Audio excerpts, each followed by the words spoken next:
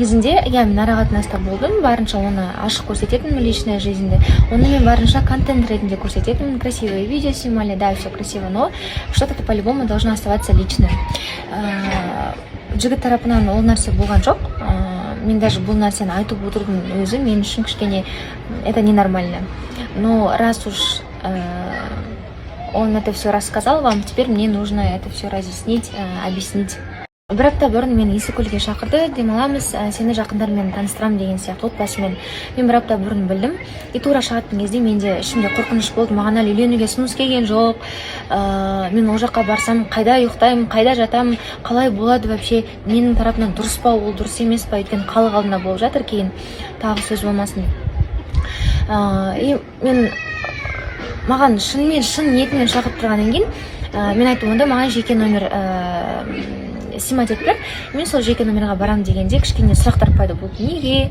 Мен айттым, жоқ, мен жеке номерға барам, және де құрбыммен баратынымды айтқан жоқпын. Мен миымда болды, маған жеке номер снимать етіп берсе, мен құрбыммен бара саламын дегенде. Менің минусым, менің дұрыс емес болған шетім шығар. Я выехала в надежде, что он мне снял отдельный номер с подругой.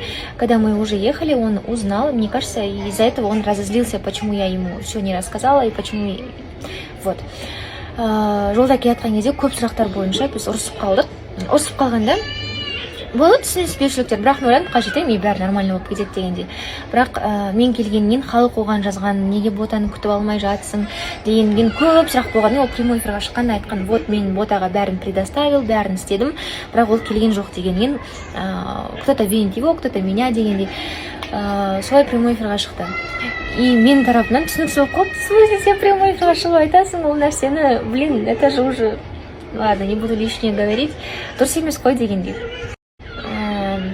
Сондай мәселелер көп болып кетті. И мен қазірден бастап осындай бір, мен үшін бұл нәрсе бір мелочь та, қазірден бастап осындай мелочьтарға ұрыссақ, ары қаратай ол отбасымен танысып, бір нәрсе шыға ма шықпай ма деген менде күдік болғандықтан мен жеке демалам, онда осында қалам деген шешімге келдім. Вот.